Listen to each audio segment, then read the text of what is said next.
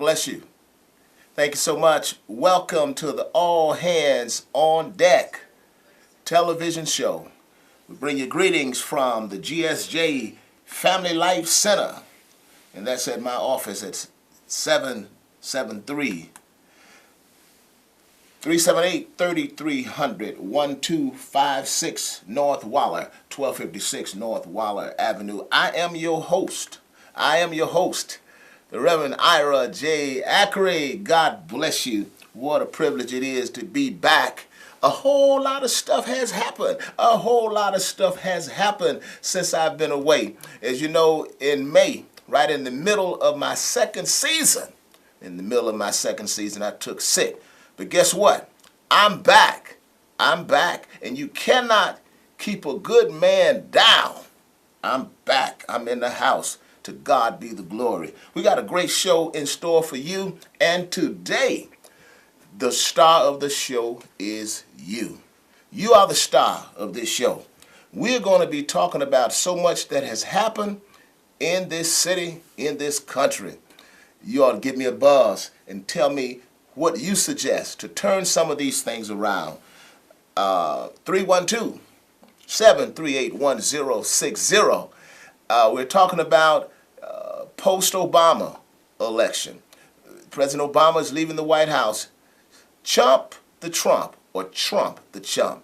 No, I'm sorry. Donald J. Trump has been elected President of the United States, and the Cubs have won the World Series. We are living in some strange times. So we want to see, where do we go from here? The outlook is dim. The racial divide in America has expanded. North side and downtown has an economic boom in Chicago, where in the south side and the west side is struggling. 762 homicides in Chicago. We're talking about police violence, and Negroes are killing each other. We have some issues going on that must be addressed. What do you suggest? We want to hear from you. What do you suggest that we can bring to the table to deal with some of the problems? 762 homicides. I told them last year when we started off with such a brutal January and February, and I lost two relatives of very good members of my church, young people.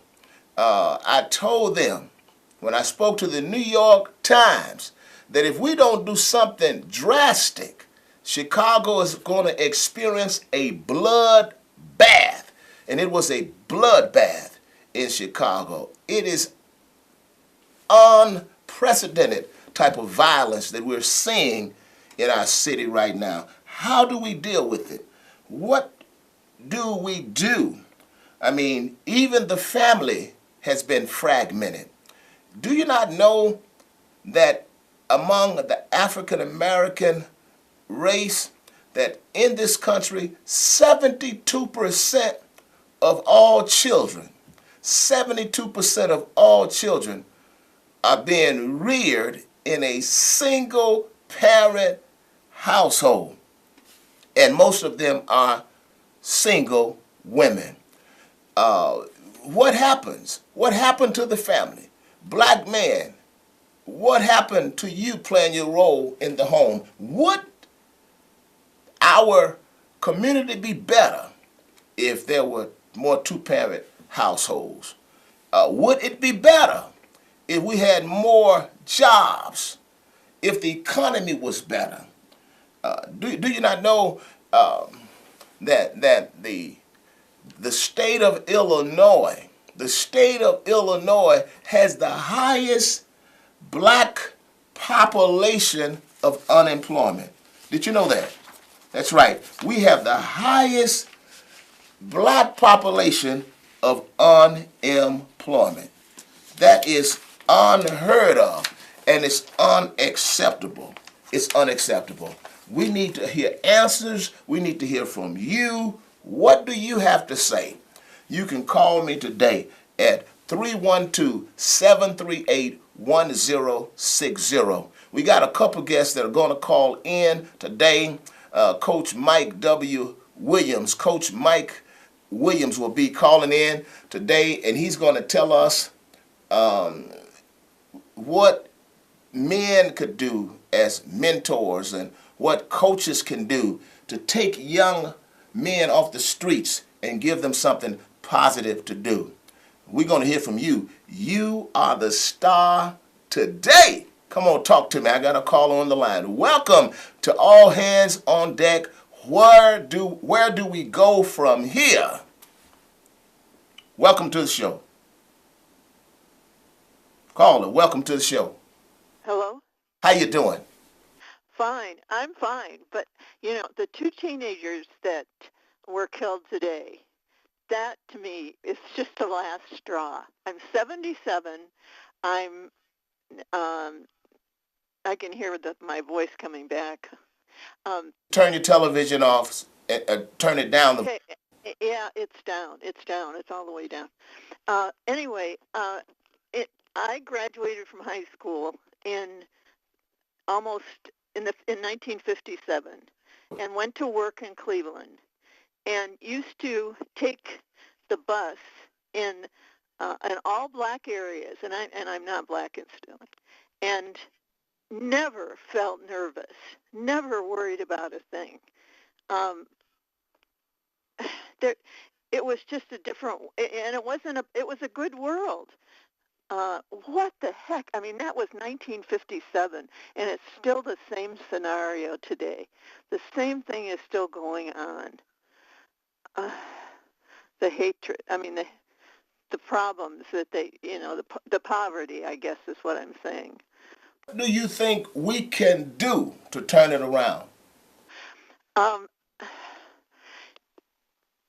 I honestly think we should have like neighborhood coffees that are a balance of different people, not maybe just in that area, but like I live near Wrigley Field.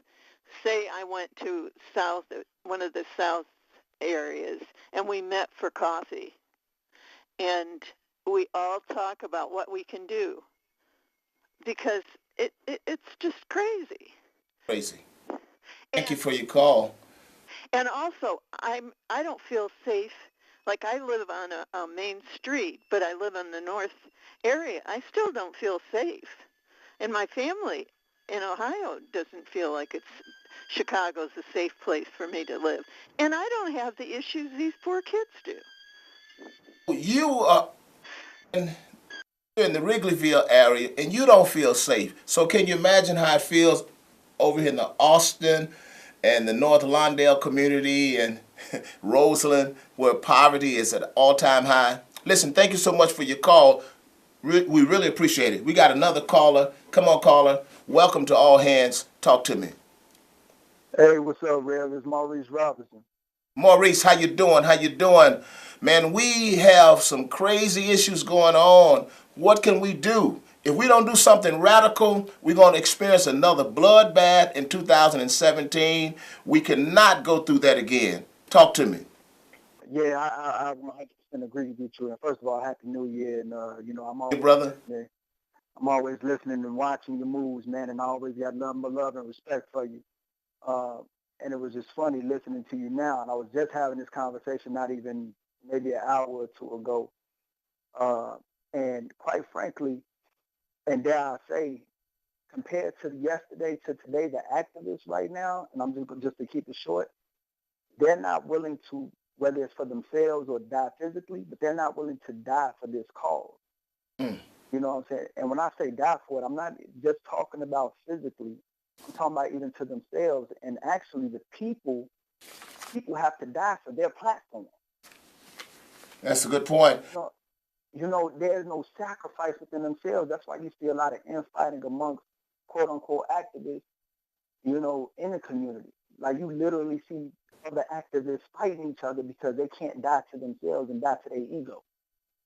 You know what I'm saying? And yes, that word is sharp, but that's just what I see, which is why I don't even consider myself an activist. I'm more of an organizer. So, the problem with the activists now, most activists would die for the cause, but now it seems like they're concerned about something else than the cause, you're saying? That's literally that's my observation. Because again, as an Looking organizer, for. it's their platform. If you notice, if you and you pay attention, you watch this stuff, Rev. You know, if it's not, it's almost like if it doesn't bleed, it leaves kind of thing. If Mount Greenwood didn't happen, you don't see these cats on Chicago Avenue on Lamont when somebody gets shot. That's right. You know what I'm saying? You don't see, when they have a mentor program, it's quote unquote my mentorship program, and instead of having a village mentality of spreading around those troubled youth, they keep them for themselves. You got to get self out of the way. People exactly trying to build their own platforms and they're searching stardom instead of service. I appreciate your call. I got to get you in here one of my shows. I got to give you way more than 2 minutes. I got another call coming in. Maurice, thank you so much, buddy. Next caller, welcome to the show.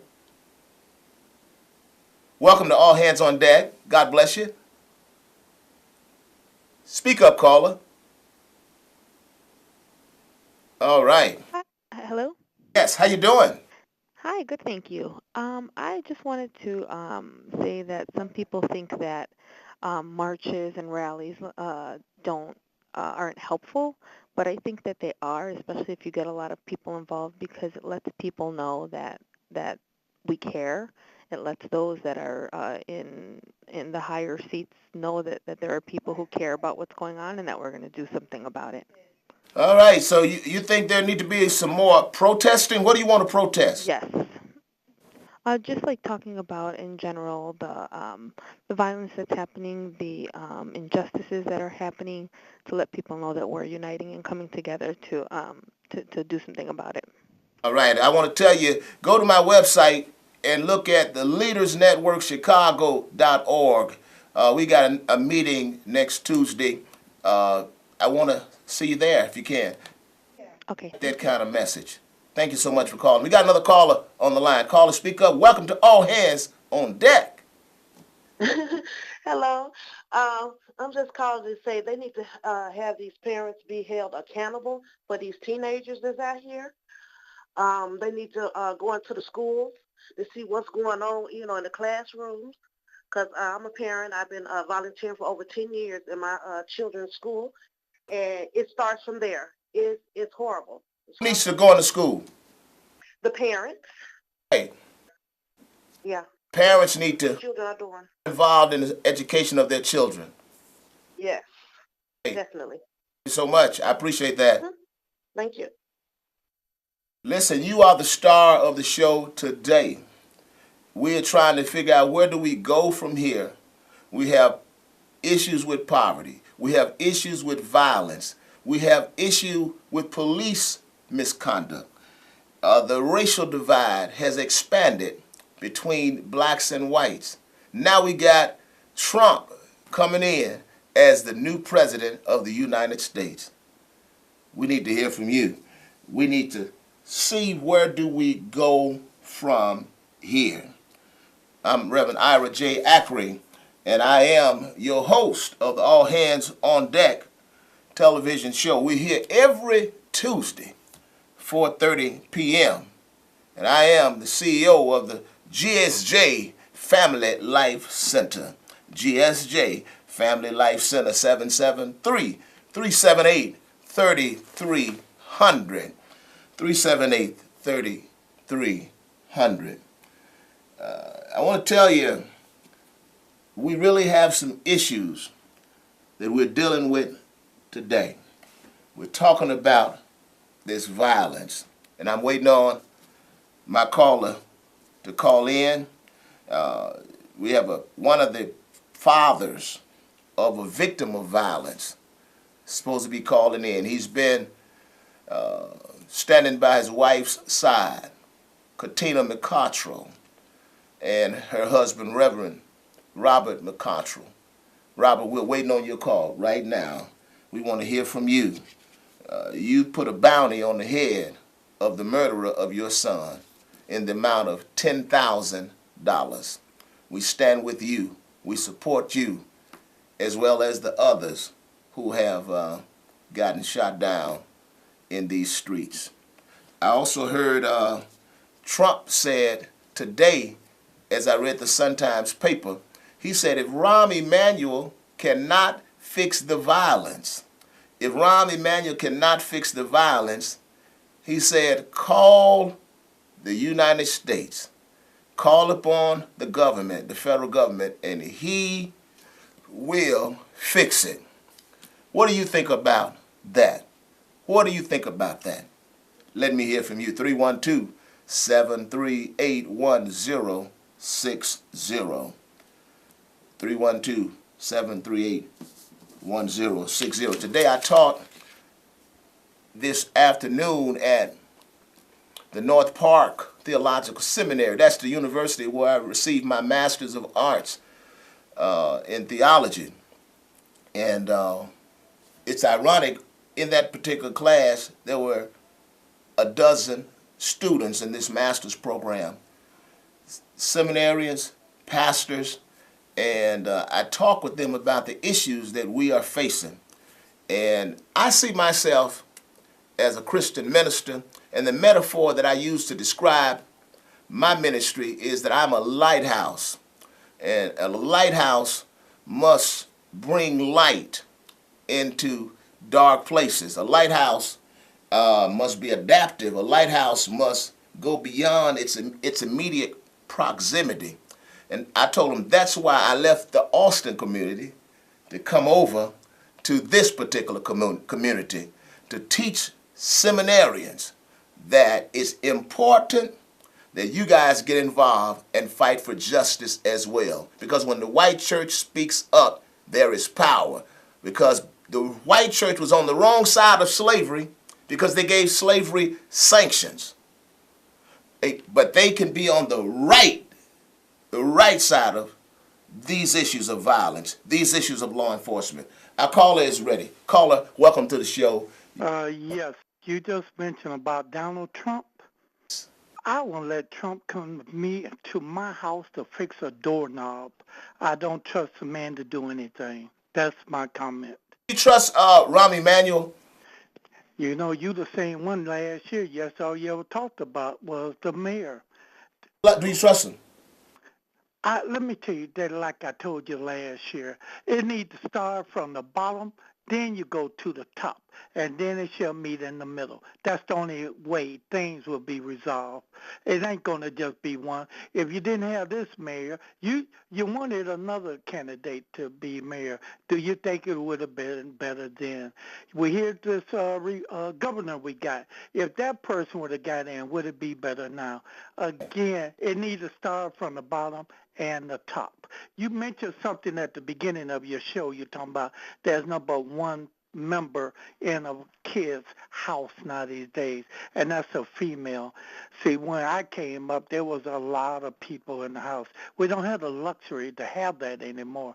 So what do? There's some women out here do everything they can to make their child right. And then, my friend, sure. Your guest is on the line. I really appreciate you. Make sure you call back next week. You always bring a great contribution. Thank you. Caller, welcome to the show. Hello. Speak up. Welcome to the show. Hey, how you doing, Pastor Ackery? This is Pastor Griff Taylor. How you doing, sir? Mr. Taylor, how are you? Thanks for calling in. Good, I'm good. I know you got some instructions, you got some tips to help this climate that we're in. Talk to me. I think that in our communities, the community that are poverty-stricken, that we keep